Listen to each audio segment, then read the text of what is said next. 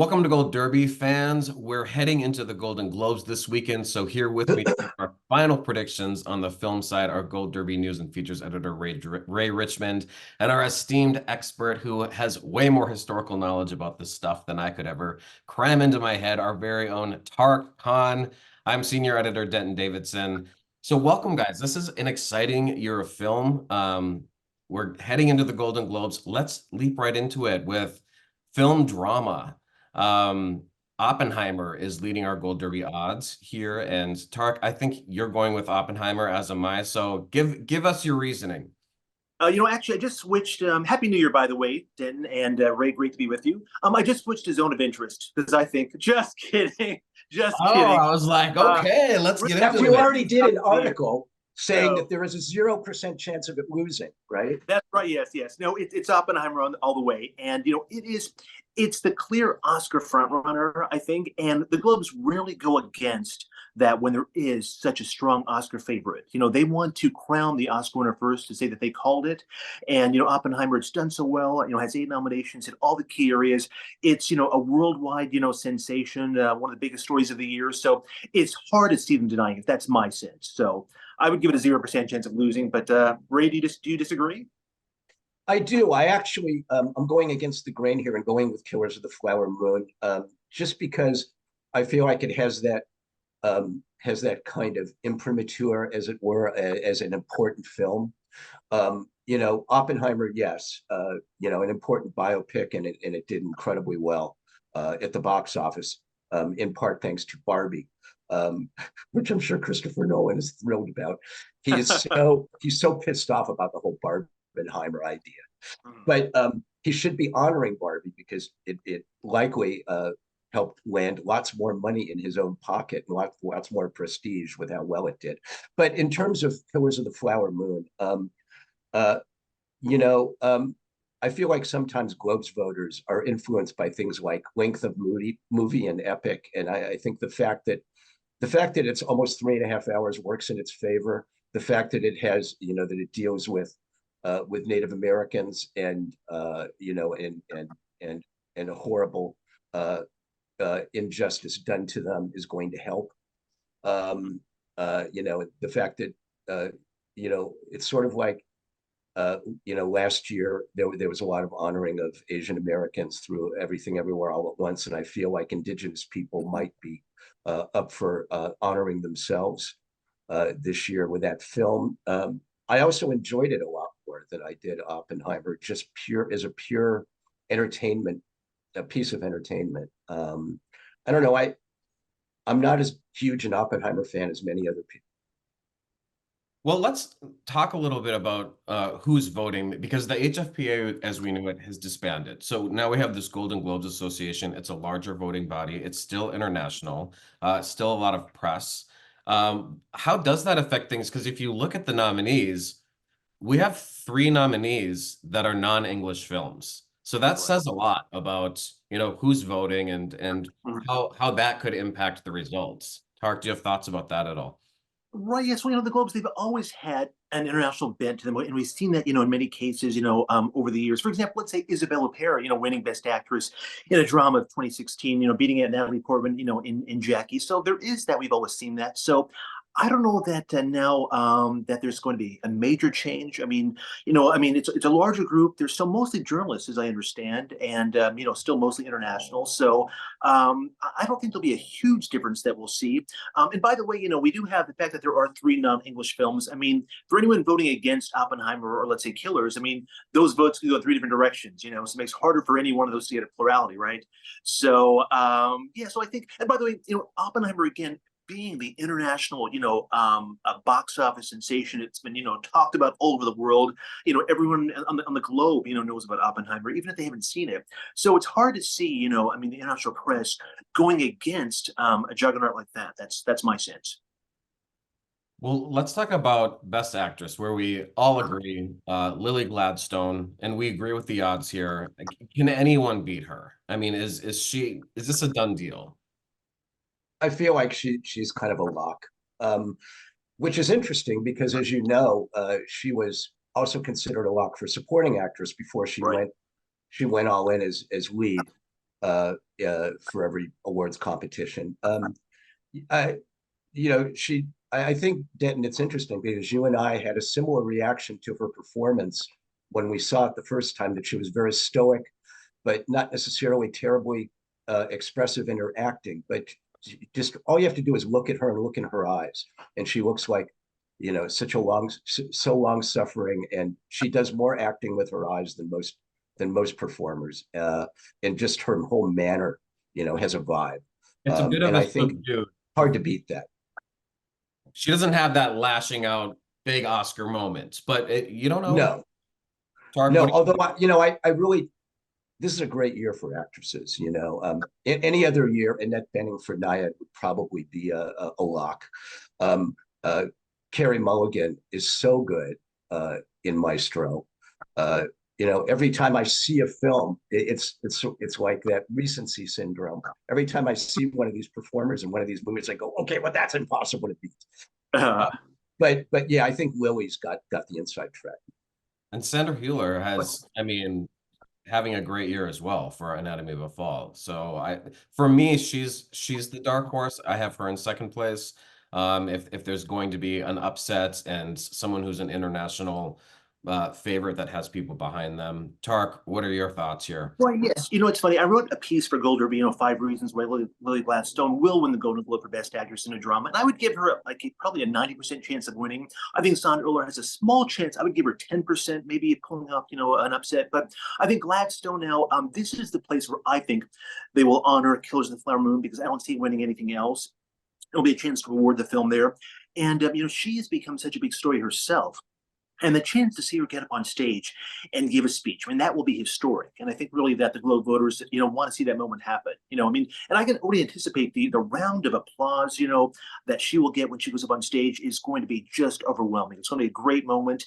And this could potentially put her on track, to winning the Oscar, if she nails that Globe, audition, as Tom O'Neill often says, it is. So, yeah, I think Gladstone probably has it.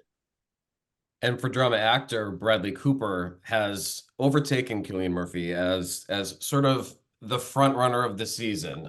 For Maestro, it's that transformative performance, the makeup. I mean, it has everything that we think of when we think of Oscars. You think of last year with Brendan Fraser and The Whale. So talk about Bradley Cooper and Maestro, and can Cillian overtake him, or Coleman Domingo with Leonardo DiCaprio? Should I go ahead? Yeah, you go for it, Tariq. Okay, great. Yes, I wrote a piece for Gold Derby after I saw Maestro at a special screening with Bradley and Carey, in attendance. And I wrote this piece, 5 reasons why Bradley Cooper is 100% guaranteed to win the Oscar. And the performance, it's just so transformative. He is so good. I saw with a group of SAG voters, and they were all just blown away by him. They were just raving about how good he was. And it kind of reminded me of the same reaction I got when I spoke to SAG voters about Rami Malek and Bohemian Rhapsody, who was not seen as their early favorite, but went on to, win the Globe and win SAG and win the Oscar. And I think Cooper and Maestro, he's just too good to ignore. He's overdue. And I think the Globe voters know that he's the Oscar favorite, and they'll want to give a chance to give that speech first. He's never won, at the Globes. He was thought to be in contention for A Star Is Born 5 years ago, and that film, remember, it lost pretty badly in most categories. And it only won for Best Song for Lady Gaga. But Cooper lost to Rami Malek. I think this is their chance to finally reward him and put him on track to win the Oscar. And by the way, Maestro, did very well at the Globes, nominated for Best Picture Drama. He's up for Best Actor. Mulligan's nominated. So I see it losing those other categories. This is a chance to reward Maestro. And I think Cooper, once he wins a Globe, he is just on his way to the Oscar. There's no stopping him. I agree. I think he's about to steamroll through the televised season. Ray, how about you? I also concur, as you guys know, that Bradley's going to win, but there's a little part of me that's given pause by the fact that I don't know if you guys have noted over the last few weeks, at least, kind of a backlash against Maestro, and an odd one, because I just thought, well, how can you not like this film or love this film? It's so beautifully done. It's obviously has Bradley's heart and soul in it, from writing to directing to starring in it to shepherding it into being over a period of years. And I agree, they're going to honor him with the actor award. He's certainly not going to win for director. But There is there is a small chance that he could lose that to Killian here, in part because of the backlash. That people are just there are a lot of people that are thinking it's not really authentic. It doesn't really tell a story like a true biopic, um, and the fact that Killian is not American helps him with a purported foreign. It's not the Hollywood Foreign Press anymore, but with it's still foreign press inspired the Golden Globes. Don't ever underestimate the idea that maybe they all things being equal, they'll give it to the non-American. Yeah, the thing about backlash, every time I've paid attention to backlash, it's like always garbage. Like if it sways me, then I'm wrong. I mean, look at Green Book. When you can't take this stuff. This is people on Twitter. These are a small amount of people. I just don't take backlash seriously, and I don't know how much voters really buy into any of that. Right. No, Denny, I think you're on the money, this backlash, thing. I remember 30 years ago, hearing about this backlash against the piano, which was the critics' darling that year. And, Joel Siegel on Good Morning America. I remember he was saying that, maybe Holly Hunter could lose Best Actress because of this piano backlash. And, rubbish. It won one big one, 3 big Oscars, Best Actress. And supporting actress for Anna Paquin, which was a big shocker, Best Original Screenplay. So, normally when we hear about these things, they're not real. So I don't think that, even if there are some Maestro detractors, I don't think they're enough to stop Cooper, in this race. And I don't see, for example, the Golden Globe voters, going against Cooper because of, any criticisms of the film. I think they're going to realize that he's so good. He's the Oscar favorite. He's a huge international star himself. So even though he's American, I mean, he's known across the globe. So I think they will go with Cooper. Best film comedy musical. This is interesting because Barbie is the leader in our odds. I mean, people are holding strong for Barbie. All three of us have Poor Things. It's Poor Things is a divisive film on some level. I've talked to people that think it goes a little too far, maybe sexually, or it's a little shocking for a lot of people's palate. I don't know about an international vote. This feels very European. It's even though it's an American production, it doesn't feel it feels like it feels almost like a foreign film in many ways. And for me, I'm one of those people that loved it. I mean, it's one of my top films of the year, easily by far. So I'm predicting Poor Things for that reason. It did so well in nominations as well. Tariq, what are your thoughts on Poor Things versus Barbie, or could anything else upset here? Right. Actually, Dan, I think you and I actually have the same thinking that this is where they'll honor Poor Things because I think it's really a stronger contender to win Best Picture at the Oscars. I mean, I don't think it will win, but I think overall it has more gravitas and is going to be seen as the more Oscar-friendly film and the more serious film. And I think this is a chance, to reward the more artistic film, Poor Things, and they can honor Barbie with the Cinematic and Box Office Achievement Award, which seems like it was almost made just to give Barbie a major award and get Greta up on stage. So, that's my sense. And also, I have a piece which I think is going up on Gold Derby very soon, maybe up by the time this slugfest is posted. It's 5 reasons why Poor Things will win the Globe, and one argument I make is that Emma Stone. We'll get to this in a moment. I think she's a lot for Best Actress in a comedy musical at the Globes, and usually a lead performance winner, especially in the comedy musical category, often wins for the picture category as well. So if you look at for example, let's say La La Land, winning Best Actress for Emma Stone in a comedy, and for Best Motion Picture Comedy Musical. Look at last year, Colin Farrell won Best Actor in a comedy musical for Banshees of Inisherin, and the film also won Best Comedy or musical. West Side Story 2021. I know we didn't really cover the Globes that year, but West Side Story won the comedy musical category, and Rachel Zegler won. So there's almost always that correlation there. So I think that that Poor Things and Emma Stone will both win the Globes, and Barbie will win that Cinematic and Box Office Achievement Award as a consolation prize. Ray, what about you? I'm blown away by Tariq's historical knowledge of all this. Number one. He's an encyclopedia back there. Oh my God, it's really impressive. I think that they're going to honor Barbie with that box office and best song awards. I think that's obviously it's got to win the box office. I mean, it basically saved movie going in 2023 almost single-handedly. and brought people back to theaters after all of the pandemic scares. But and Poor Things also, as you mentioned, is very avant-garde, very European. It's got the kind of it's emblematic of something that looks like a bold choice, and it is, because there hasn't been that much sexual content in a semi-mainstream film in a really long time. Back in the day, it would have been something you'd seen in a Pussycat theater in person, with that much sex. But it's all very much in context. It's not gratuitous, and it's a beautifully done film. It's Lanthimos, arguably his best movie, and I don't see it losing. I think if there's going to be an upset, it's going to be American Fiction, which we haven't talked about yet, which is a terrific film, to my mind, and also looks like it could be something that could sneak in. But we can talk about that in other categories too, because I think Jeffrey Wright cannot totally be dismissed. Well, it's interesting because we've got this comedy musical category is stronger in terms of an Oscar bellwether than a lot of years in terms of musical comedies at the Golden Globes. You've got American Fiction and The Holdovers, May December, all very strong contenders to possibly get in for Best Picture at the Oscars. As soon as I saw American Fiction, I was like, this could be Hoda. I mean, it could be the one that sort of sneaks in at the end. And then I would say Holdovers is also sort of in that category, as the one nobody's going to hate these movies. No, you cannot when we dislike get to the Oscars, I mean, and you get to that preferential ballot, those are two movies that could be a little more dangerous than maybe they are at the Golden Globes. Yeah.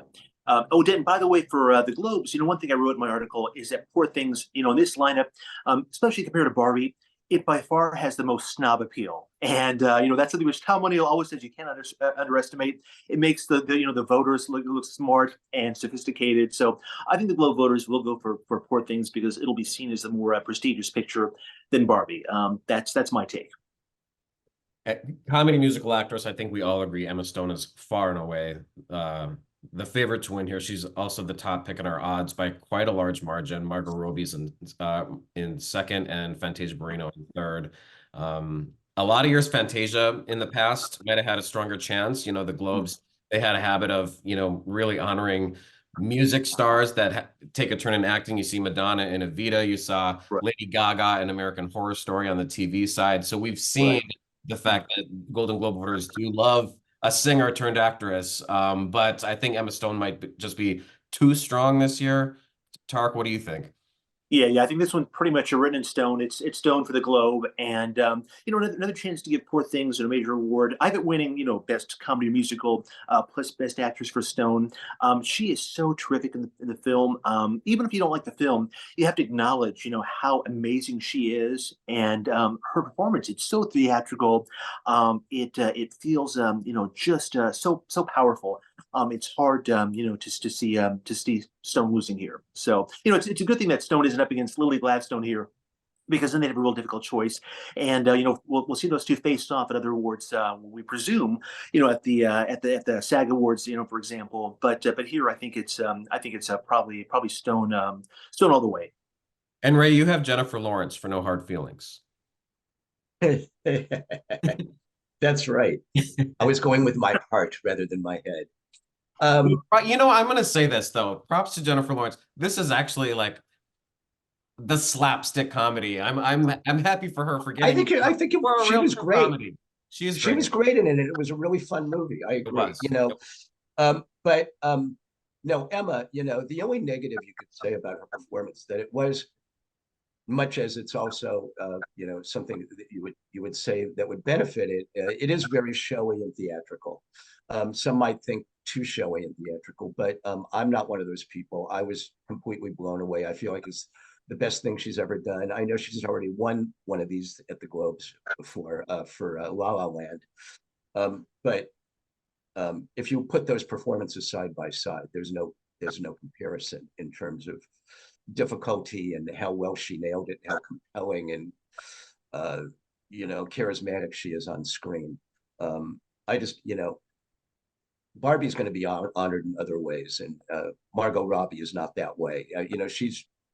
she's been honored enough just with you know, the fact that she's now the kind of the it girl, as it were, and is going to stay that way probably into the future, and going to be possibly the biggest star in America for years to come.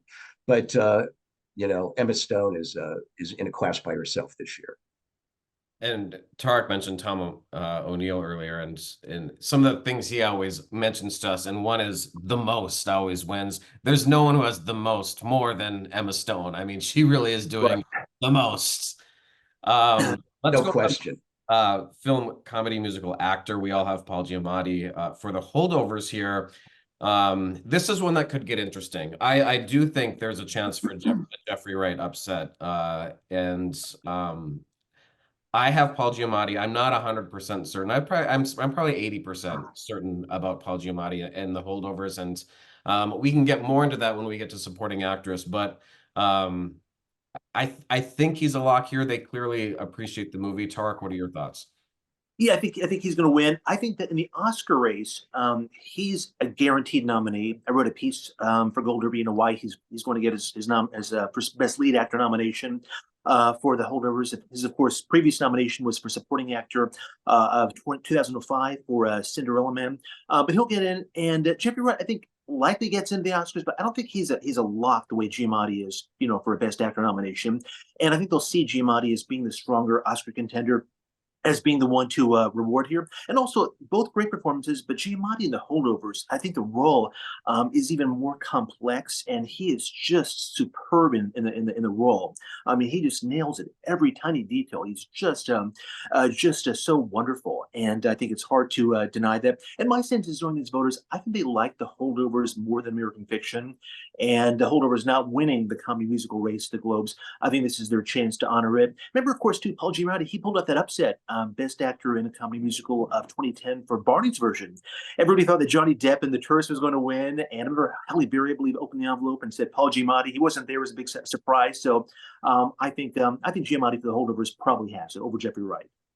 Yeah, and American Fiction and well, the holdovers. I guess they both missed out on screenplay, and both were sort of thought to be contenders there, but neither one of them made it into that category. Ray, what's your thoughts on this category? Is Paul Giamatti a lock for you? I'm with you, Denton, that I think he's a semi-lock. The lock is halfway done, but there's a little bit of wiggle room in the lock. I feel like I was assigned this film, for doing Zoom interviews during awards season, and had the opportunity to speak with Paul and Davine Joy Randolph and Dominic Sessa and Alexander Payne. All terrific people, all gave great performance. I loved the film. I've now seen it 3 times, actually, different screenings, and Giamatti just gets better with each viewing. He's fantastic. However, Jeffrey Wright is also terrific. I only saw American Fiction the once, but he just commands the screen. He's stellar. He doesn't. One thing I'll say about him and his performances, he doesn't feel like he's trying too hard. You always get the sense that he could kind of take or leave this whole acting shit, and I sort of admire that he's not out there, really struggling to. You don't get the sense that that awards are huge and uppermost in his mind, and that comes across in his performance on the screen. And it's such an interestingly done film, American Fiction, and he's the one that he's at the center of it. He really brings it home in a beautiful way, and I feel like if there is an upset in the major categories, this is going to be the one. By the way, Wright, he won a Globe for Best Supporting Actor on the TV side for Angels in America 20 years ago, if I'm not mistaken. So it would be, kind of a great moment to see him actually back up on stage 20 years later, accepting, a bookend. My sense is, too, is the holdovers, I think, is a stronger contender at the Oscars. I think it's definitely in for Best Picture nomination. American Fiction may well make it in, but I think holdovers is higher in that race. So I think that helps Paul Giamatti here at the Globes as well. So. Well, film supporting actress, this is fascinating because Davine Joy Randolph is a huge favorite at Gold Derby. I mean, she's way out front. All three of us have Danielle Brooks upsetting her for The Color Purple. Now, for me, Danielle Brooks, she's a scene stealer. I mean, that's what I think of when I think of supporting actress. She steals every moment she's on that screen. She has the bigger performance. It's a little bit showier. That's why I'm going in this direction. It reminds me of when Laurie Metcalf, you know, just kept sweeping all the critics awards for Lady Bird, and then we got to television, and Allison Janney just came in, took all of her trophies away from her, and all the way to the Oscar. And I feel like that could be where Danielle Brooks is headed, even though The Color Purple may not be doing as well awards wise than the holdovers right now. I do think Danielle has a real good shot at winning this. Tark, what are your thoughts? Okay, first of all, I saw the first New York screening of The Color Purple back in November, and immediately emailed Marcus afterwards. Marcus James Dixon, Gold Derby senior editor, and I said, Marcus, can I write a piece, 5 reasons why Daniel Brooks is going to win the Best Supporting Actress Oscar? After I saw the film, I thought she has the Oscar in the bag. There's no way she's losing. And I think, Dan, you and I agree. I wrote the piece. It's such a, theatrical, showy, scene-stealing performance. She is just off the charts. She's so good. And musical performances have done so well in the supporting, races, in recent years. So I think she's won the Oscar. It's funny, Denton, you mentioned the Laurie Metcalf, Allison Janney, race, because 6 years ago around this time, Tom O'Neill and I did a slugfest, and he said to me, and you can go back and watch this, it's fascinating. He says, "Oh, Best Supporting Actress, we can stick in a fork in it. It's Laurie Metcalf." And I said, "No, no." I said, "Allison Janney, I, Tanya." And he's like, "What?" And he thought it was so crazy. He's like, "No, that can't happen." I said, "Tom, watch it. She can win the Globe, and she can definitely win SAG, and she can win the Oscar." And he just did not buy it. But I said, Allison Janney, she was just so good. I mean, just she stole every scene she was in. The role was much more theatrical than Laurie Metcalf. And yeah, it's the same thing here. I think Brooks is going to win the Oscar. I think Brooks wins the Globe because I think those voters, they've seen the film and they know that Brooks is just that good. And I think they'll know that she's going to win the Oscar. They'll want to crown her first. So that's my sense. Also, the fact that The Color Purple missed out in the comedy musical category, I think that actually helps to hear because this is a chance to make up for that snub and give it, a major award. And I'm surprised the people at Gold Derby who are predicting Randolph, had they seen The Color Purple yet? Because I think anyone who sees the film will realize that Brooks, I mean, she just, no offense to Randolph, who's excellent, but Brooks, I mean, she's just unbeatable. I mean, she's just that good. So my sense is that Brooks wins a Globe and then she sweeps. If by chance Randolph wins a Globes and then let's say wins Critics' Choice, we'll see the turnaround at SAG, which Brooks will definitely win, and Brooks will go all the way and win the Oscar. You can write that down. I said that today, it's Brooks all the way. If Randolph wins the Globe, that's when I could see Jeffrey Wright winning the Globe. I have a hard time thinking that they're going to give the holdovers two of those acting awards. I feel like they're going to spread Right. a little bit more. Right. So That's my thought too. yeah, so if we see Randolph win early on in the show, then I would expect some good things to happen for Jeffrey Wright later on. Ray, you agree? Absolutely, and I agree with Tariq that anyone that's seen The Color Purple can't possibly think that Danielle Brooks could lose. She's so good. Scene stealing is puts it mildly. She does. She commands the screen every scene she's in. Before I even knew who she was, when I was sitting down to watch the film, I was like, "Well, she's the star." Forget Fantasia Barrino. This is the star. It's this woman, and she was great. Davine is good, but she's more of more part of the team and blends in Right. with the team rather than stands out in the holdovers. And Danielle Brooks, it's a whole other ball game. She's phenomenal, and I think she's a lock to get a nomination for an Oscar. And I would be surprised if she loses the Oscar. And Brooks also doesn't have the competition coming from Taraji P. Henson, which a lot of people thought she would. I mean, I think Taraji deserves to be in this lineup as well, but she doesn't have to deal with that Color Purple split either. Yeah. By the way, oh, No, go ahead. Oh, I was just going to say, my sense is that Taraji does get in at SAG for supporting actress and the Oscars, but still, Brooks is still the clear favorite, and there's no danger of vote splitting. I think that most voters who see the film will realize that Taraji is fantastic, but Brooks is just, yeah, like you said, Ray, in the class of her own. So it's hers. I would also like to add that even though she's not going to win, and I don't think Saltburn is going to win anything this year. Rosamund Pike is so good in that film, and it's too bad they can't figure out a way to honor her. She's hilarious and perfect in that movie. I only wish I liked the movie. True, yes. I, Oh, but you know, I agree with you. I have her in third place because I think if there is an upset and it's not Davine or Brooks, then if they're going to go crazy, I think they're going to go real crazy. And I think that would be a Rosamund Pike win. And that's so Golden Globes. Like that's the sort of thing that they would do. And we've seen winners at the Golden Globes not even get nominated for Oscars. That's the thing with the Globes is we need to acknowledge they never really follow form. I mean, at least they haven't up to this point when there was a Hollywood Foreign Press. Now that there's no longer a Hollywood Foreign Press, we're not completely sure where they're going to go. But that's always been the case that they always go to travel to the beat of their own drummer. And there's going to be at least one or two categories where we're all like shaking our heads, scratching our heads on Sunday, going where you absolutely could not see it coming. Yeah, and I'll recall that Pike did pull off an upset. She won Best Actress in a Comedy Musical for I Care a Lot 3 years ago. And so, she has the history with the Globe. So I don't see it happening, but I think she will get some votes. And she would be, I mean, she was fantastic in Saltburn. Even if that film was divisive, I mean, she was just, she was remarkable. So. Supporting actor, we're all going with the odds here. Robert Downey Jr. He seems like it's one of those years where he's the guy that it's his time. That's what it just feels like in this category. It just feels like he's just going to steamroll through everything. Even though he has won Globes twice, I just wanted to throw that in there to beat Tariq to the punch. Right.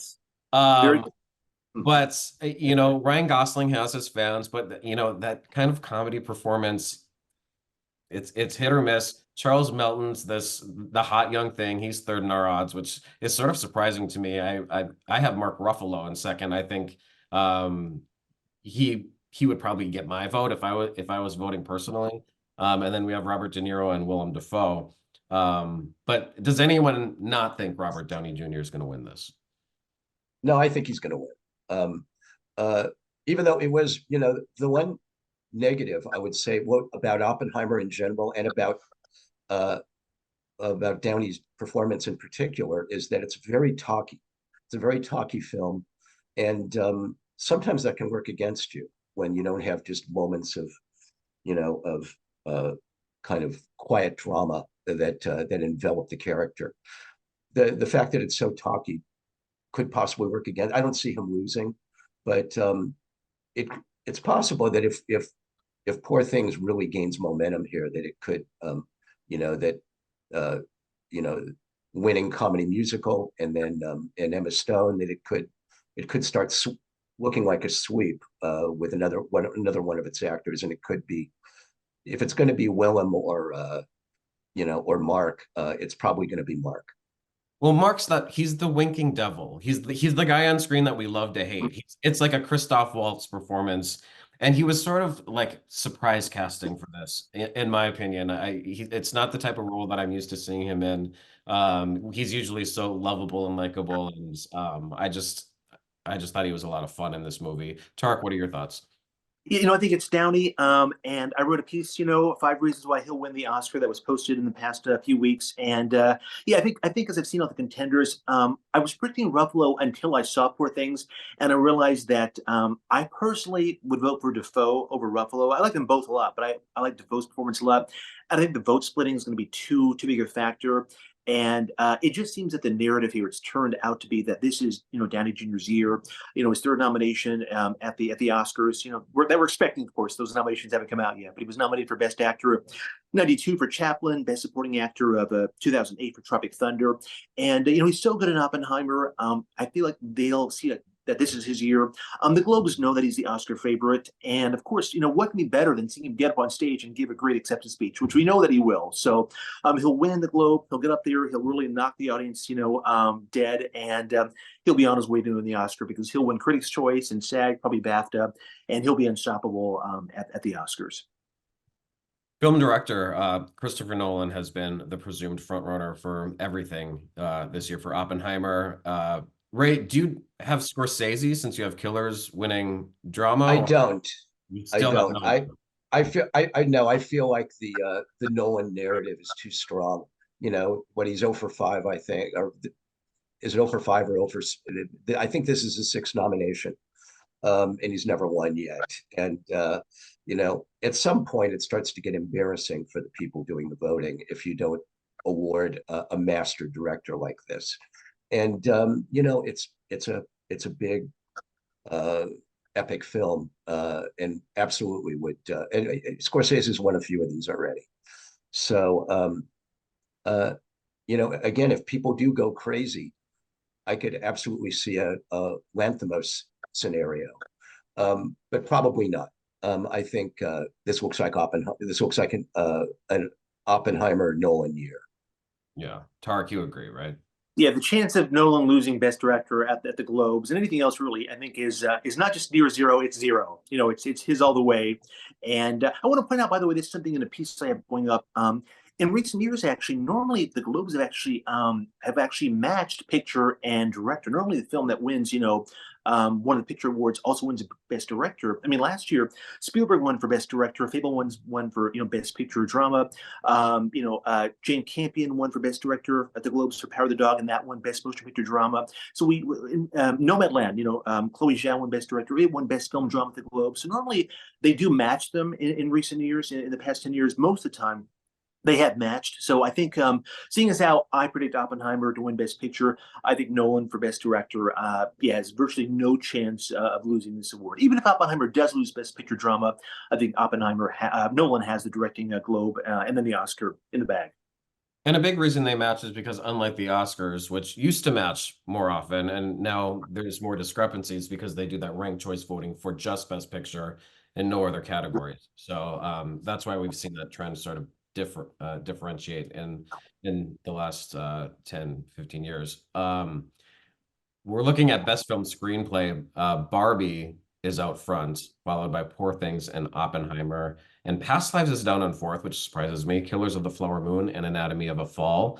Um, this is a more interesting category. I mean, this is the one where someone's score is not going to get that green check mark by it. It's just like, Right. Tark, what are you going with here? Okay, well, first of all, don't listen to me because I know I'm going to be wrong. I just know, regardless of what I pick, I know I'm going to get it wrong. I will point out that normally the Globes there's only one screenplay category, the Globes, and, one catch-all category. And normally they go for what's the most original, and so usually original screenplays do better than adaptations. So I think we can probably count out Oppenheimer and Killers of the Flower Moon. That's my sense. Now, that said, I know Barbie's the favorite. It can easily win. It'd be a chance to get Greta up on stage again. My sense is looking at these films, will they think that Barbie, does the script have enough gravitas to reward it here? That's my question. I've been thinking about this, and there's a great article that went up on Gold a few days ago, why Past Lives could pull off an upset here for screenplay. And that's what I'm picking, because it's a film that it did very well at the Globes, hit almost all the categories, that we thought it might, that it might. And this, I think, it's its best place for it to win. And also, Past Lives, it is very much based on the writing. It's a film that, the script really is the backbone of it, more than the directing, more than the acting. It's all about the story and the writing. And so my sense is, I think they really like Past Lives. It's a film that has appealed to the voters, and this is its best place to get a major award. So I'm probably wrong, but I'm picking Past Lives for those reasons.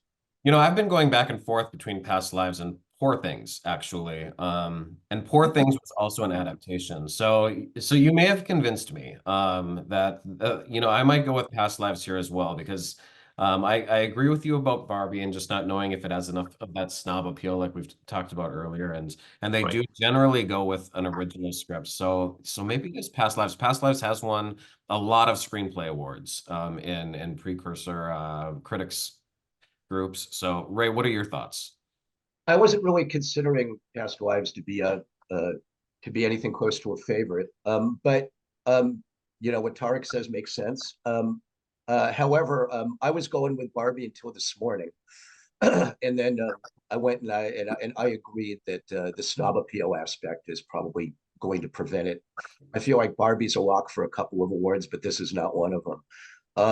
And inevitably, when I if I'm in doubt in a category this year, I go back to Poor Things, and so that's where it is. I think it's a brilliant script, beautifully done. It's got a kind of a look and a feel of like an old time Hollywood film, like something you would have seen in the 40s or 50s. I mean, except for all the sex. Mhm. um, and just the style of it. I feel like it's the when you think of the film, you don't necessarily think of the dialogue, but the dialogue's pretty brilliant too. So I'm going with that, and probably Barbie is a distant second, but I'm going to have to give Past Lives a closer look.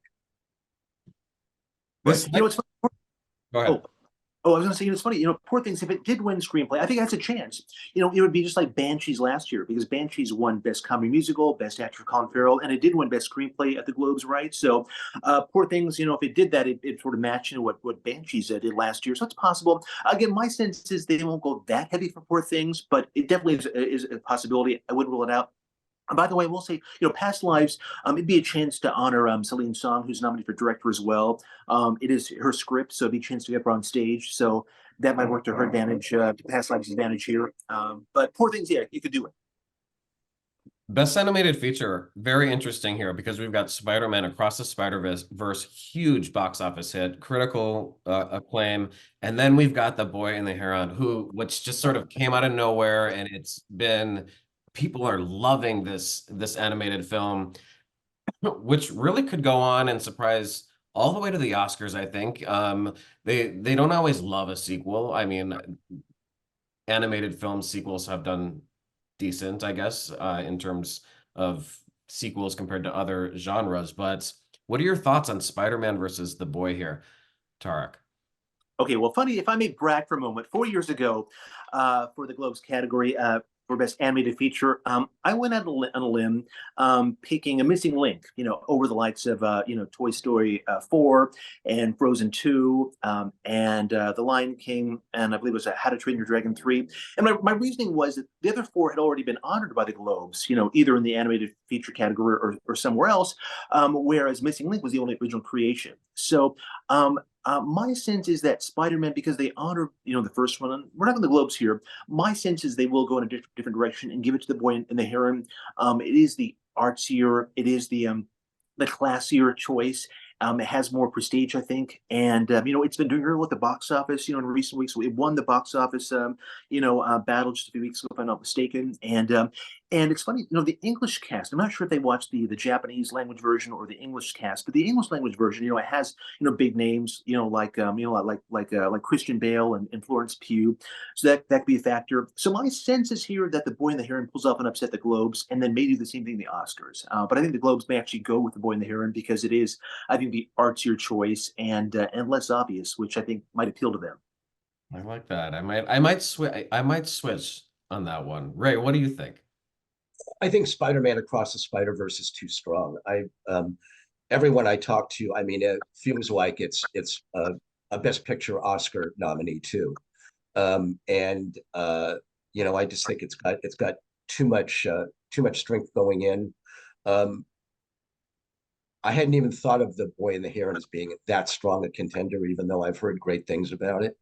But I'm not. I've talked to many people. I've seen the film. I've talked to many people who are just incredibly, who are blown away by how revolutionary the animation was and how terrific the script was in the Spider-Man film. And when you think of, you don't necessarily think of originality for a concept, for an idea for Spider-Man, which has had so many iterations on TV and film over the big screen and small screen over the years. But I've just heard so many things about it being the exceptional choice this year that I think it's almost the biggest lock this year. Wow. Okay. Oh, one quick Well, thing. maybe I won't change my opinion then. Well, reminder now again for the Globes. Okay, they are international voters. I mean, isn't there a good chance that The Boy and the Heron will have more appeal to them than Spider-Man Across the Universe? Maybe we can see that, right? That this is the film that may speak to them more than Spider-Man. So It all depends on who the voters. I mean, it's almost a mystery, isn't it, Tariq? Who are the voters? yes, I'd right. I'd like to meet one or two of them to see who they are. Right. Yes. Yeah. I was at a screening recently, and I met this gentleman who told me he was a Globe voter. I was like, really? I'm like, how'd you get it? And he's like, I applied. I thought, okay, it was that easy, huh? So, yeah, you're right. It's these voters. They are mysterious and right. I mean, we're sort of guessing here, but we just don't know. So, good point. In the past, and I probably will regret saying this, in the past it was which voters have received the most bribery from different nominees in terms of who's going to win. That it's been cleaned up over the past few years, Right. thankfully. Yes. And it's not nearly as corrupt, and in fact, it's not a corrupt organization anymore, thankfully. So, it's nice that we can debate this from the perspective of what deserves to win rather than the fix being in. Right. Good point. Well, this next category I really love because I think it's really up in the air. We've got Best Non-English Film, Anatomy of a Fall is leading the odds, but we've got Past Lives, The Zone of Interest, Fallen Leaves, Society of the Snow, and Io Capitano. Io Capitano is the only one I have not seen. And this is fantastic because 3 of these are nominated for Best Drama Film, Yes. non-English. I'm going with Past Lives just because of the director nomination and the screenplay nomination and the actress nomination. It did very well across the board. Now, I realize it's maybe not an international production, but it is not English. It's still in this category. If it's in this category, it deserves to be in the category. It's not eligible for the Oscars. Anatomy of the Fall, you won't see at the Oscars either. That wasn't submitted. So the Zone of Interest is the front runner here, and then Society of the Snow. If anyone hasn't seen that yet, it comes out on Netflix soon. I was blown away by that movie. It's incredible. It's a great year for international film. So I'm going with Past Lives just because of how well it did across the board with Globe voters. Tark, where are you on this? Okay, well, first of all, Dan, let me just say that I saw Society of the Snow at the IFC Center here in New York City over the weekend, and wow. I mean, Yes. that movie, in fact, after seeing it, it was so powerful. I mean, I went outside and I was telling everybody looking at the poster, I'm like, oh, this movie is just amazing. You've got to see it on the big screen. Don't wait for it, on Netflix. See it in the big screen if you can, because it's just so amazing. I almost wondered after I saw it, could that actually win? And I was thinking that, we have 3 films nominated for Best Motion Picture Drama, and you think here that one of those would win, Zone of Interest or Anatomy of a Fall or Past Lives. Could they split the vote and Society of the Snow, pull off a shocker? I mean, I think it's a film that they must really, really like, that they probably enjoyed watching it. So I think has a chance. I am going with Anatomy of a Fall. My thing about Past Lives is, will they really want to honor? I know that Minari won this category, 3 years ago, but I wonder in a chance where they usually honor international films, they really want to give that up, and not and honor, what's actually an American film when they could, when they're great crop here of international features to reward. So that's why I'm not going with Past Lives here. Again, just my thinking. And Anatomy of a Fall, a film which I think they really like. It's a courtroom drama, kind of like Argentina in 1985, which pulled out the big shocker at the Globes last year. And Anatomy, it did get 3 nominations: Best Screenplay, Best Actress for Sandra Uller. It's such a riveting film. So I think that it takes it. And my sense, if Anatomy loses, I mean, Zone of Interest definitely is a contender. I mean, it has obviously it's the one here that can it has a great shot at winning the Oscar. It has a chance here, but I would actually rank Society of the Snow second. I think if there's a surprise here, it'll be that one. If Anatomy loses, that's just my sense. I would love to see a Society of the Snow surprise. The film, I think it's a film that's picking up steam. When we saw the Oscar shortlist come out, it popped up on a lot of those, Right, right. like visual effects and makeup. And so it's one of those international films that we could see pop up with surprise Oscar nominations as well. Ray, you're going with Zone of Interest, correct? Yeah, I have not seen Society of the Snow yet, and so I may completely change my mind once I do see that. But the Zone of Interest, it was just so chilling and so riveting and disturbing that I'm sort of going with the front runner on this. I feel like it's got the momentum, it's got the it's got the sort of uh, important kind of mark on it that it's the kind of we've seen there have been dozens of Holocaust related films, but never really one like this. That sort of looks at what the Holocaust looked like next door in a pastoral garden. And no, I think it's beautiful. It's a beautifully done film, and I feel like voters are going to look at that too.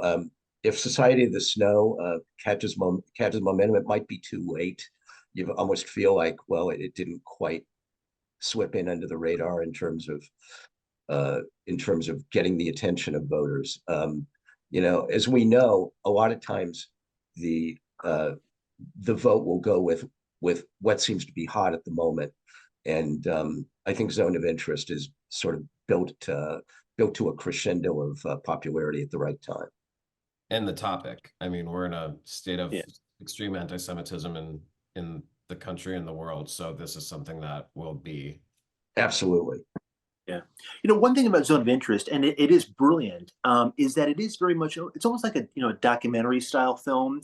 And so in that sense, it doesn't quite have all the drama that some of the other films do in the conventional sense, I might argue. And I think we should tell people who may not be familiar with Society of the Snow, it's about the 1972 plane crash, of the Uruguayan plane crash in the Andes. It's Alive done correctly. Right. Exactly. Seen Alive in the 90s. This is the real true story with actual heart and an international cast that a true to life telling of the story should have been, and it's fantastic. Yes. And then you say actual heart, no pun intended, because we know what they all had to do in order to survive. And I mean, it's not gratuitous at all. They did it very realistically, and it was just so powerful. That's actually one where I almost want to see that happen, because that would be the big upset of the night at the Globes of Society of the Snow wins, and I think everyone should see that, because it really is just an amazing film. Yeah, I would love it if that won. Score, Oppenheimer, Poor Things, Killers of the Flower Moon, Spider-Man, again, hopping in here, The Boy and the Heron, though, right there with it, and then Zone of Interest. So people do love the Zone of Interest score, even though it's last in our rankings. Oppenheimer has been the huge favorite. What are your thoughts? I don't know anything about this category. I'm probably just going to go with this is a tough one. When I just to make a bad joke, when I saw Best Score, I automatically thought Poor Things, because I'm like, that Emma Stone, man, she's scoring throughout that movie. But how could you give it to anything else? But I'm going with Poor Things again, just because I'm seeing I feel like Globe voters are going to love this film, and I think it could pick up some of the residual votes just based on the popularity and the fact it's so avant-garde and out there. Oppenheimer's score did not stick with me, nor did Killers of the Flower Moons, although I feel like they're they're reasonably popular and have a chance. It's because of the kind of what the names of the films. This is the kind of category where you feel like The Boy and the Heron could upset. Yeah, my sense is yes. I think that I'm picking Oppenheimer, which I think does lead the Gold Derby odds. And Oppenheimer, I think it's a strong enough film where it can win 4 awards out of its 8 nominations, and we can win, Best Picture Drama and Best Director for Nolan, Best Supporting Actor for Robert Downey Jr., and Best Score. I mean, that's a lot, but I think Oppenheimer can do it. Another key thing here is that I'm thinking of is that the Oppenheimer score, it is from Ludwig Göransson, correct? He has a Golden Globe IOU because he was nominated for Black Panther. He lost to Justin Hurwitz for First Man, and Göransson was nominated for Tenet 3 years ago. He didn't win. I think again, he has the Globe IOU. He's international. He's someone that the voters, I think, will want to honor. So I think, given that history there, I think that gives Oppenheimer the edge. Not confident, but that's the logic that I'm using to pick Oppenheimer for Best Score at the Globes. Okay. And then Best Song. Well, I just want to go back to Score real quick, because Killers of the Flower Moon, Robbie Robertson, it would be a posthumous award. So this could that affect anything? I mean, this is a man who's also highly respected, recently passed away. Are Golden Globe voters sympathetic with that or not? That could happen. Yes, that could happen. I can see that. Yes. Okay. I think it's fairly irrelevant to them at this point, though, for that category. Best song, I mean, everyone kind of thinks this is over. It's What Was I Made For? Billie Eilish. She's going to steamroll the award season. She's going to get her second Oscar and become the youngest person to ever have 2 Oscars. The second youngest person to have 2 Oscars will be her older brother, Phineas.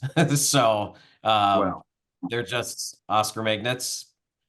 I mean, do you guys disagree?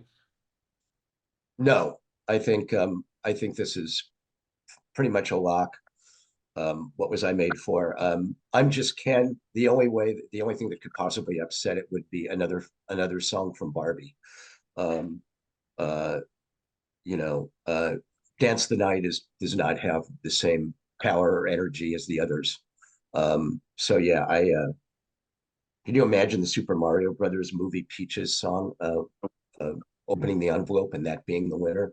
No, not in 10 lifetimes could that ever happen. People do love Peaches, but it was not shortlisted at the Oscars. Yeah. Road to Freedom from Rustin by Lenny Kravitz was shortlisted. That I actually have that in second place with the other 2 Barbies splitting in third and fourth. I'd love to see Lenny Kravitz get up there just to see a different face on stage for once, but it's not likely to happen.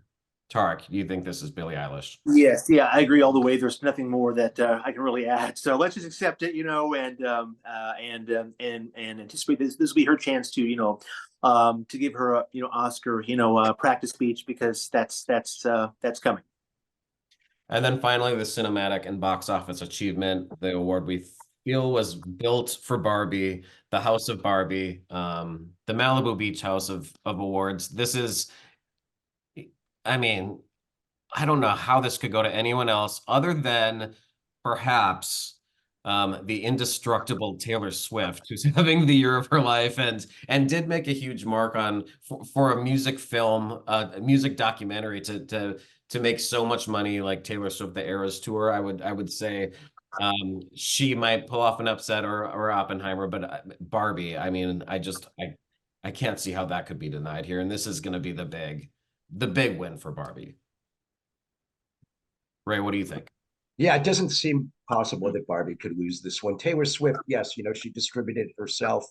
She's such a one-woman industry, and people are impressed by that. But Barbie is such a juggernaut. Taking in almost 1.4 billion internationally. No one in their right mind could have necessarily foreseen that, say, 6 months before it came out. Least of all Mattel. I mean, this really just took the box office and the big screen by storm, and they're going to want to honor that. This is forget snob appeal, forget anything else. This is just simply we're honoring this film because we want to encourage people seeing films in person in perpetuity. Also the highest grossing film by a female director. I believe it's the first female directed film to pass $1 billion in the international box office. So who gets this award? Who do they hand it to? I think they just hand it to a random theater goer. Is it the producer? Is this like a best picture, same as best picture? Who gets this award? Tark, do you know this? I would assume technically be the producer, right? That would it would work technically. My guess is will this be the first category they present? Somebody can see that being the first category they present, but I'm just guessing, but they want to get the show up to a good start. Barbie getting a big award, everyone's watching at that point, and would be a great movie because because Greta will get up on stage regardless, I'm sure. That's just my guess. I mean they actually have, it's funny, Margot and Ryan Gosling, they probably all go up on stage as well to accept, probably, right? I mean, so I think that they'll keep that in mind as well. The fact that this is a chance to get the entire cast up on stage at least once, I think that definitely just seals the deal here. They're going to want to honor this film. You're right, and en masse on stage, since it's probably not going to win the other comedy musical category. This is a way to give them their due.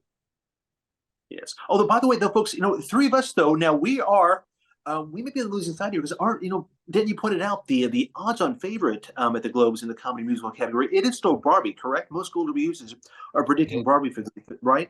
It is. So they're probably all watching us. These three idiots. It's so obvious Barbie's going to win. Why are they saying poor things? So, but how can we possibly be wrong? Oh, the last time I did this with a couple other people that we also had Daniel Brooks. Hateful comments. I mean, they just ripped us to shreds. You guys are idiots. So we're gonna get more of those, and that's fine. I love hearing everyone's opinions, and that's why we do this, is to get other people to chime in and disagree with us and argue with us, and that's what makes this fun. Nobody wants to agree on everything all the time, and that's why we do this. No, there's no rubber stamps here. This is all good, healthy, fun debate. But we're still always right. Yes, but people will watch this and say about us, oh, poor things. They're clueless. So. Well, the Golden Globes are January 7th, this coming Sunday, and get your final predictions. Go through your predictions and make sure you update them after you've listened to this, and make sure you've got those the right surprises in place. We're never 100%. So if you want to win, if you want to get those bragging rights, then you got to pick your upsets and be smart about it. And good luck to everyone. And thanks, Tariq and Ray, for joining me today.